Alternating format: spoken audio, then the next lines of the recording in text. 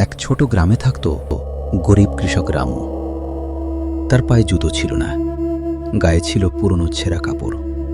প্রতিদিন কাদা মাটির রাস্তা দিয়ে হাঁটতে হাঁটতে তার পা কেটে যেত।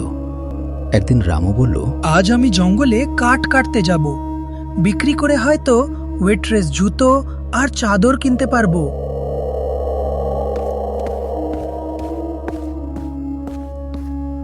রামু জঙ্গলে গেল। কাঠ কাটতে কাটতে হঠাৎ সে দেখতে পেল দূরে একটা ঝলমলে আলো জ্বলছে।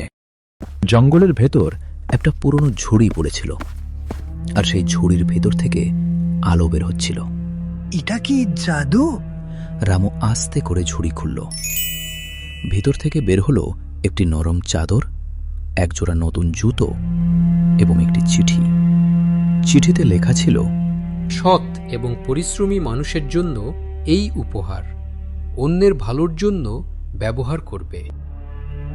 রামু আনন্দে চোখ ভিজে বলল, আল্লাহ, তুমি সত্যিই দয়ালু। সে জুতো পায়ে দিল, চাদর গায়ে দিল এবং হাসতে হাসতে ফিরে গেল।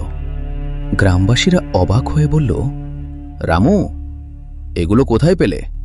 রামু হাসল এবং বলল, যে পরিশ্রম করে এবং ভালো মন নিয়ে বাঁচে, আল্লাহ তাকে কখনো ফাঁকা হাতে ফেরান না।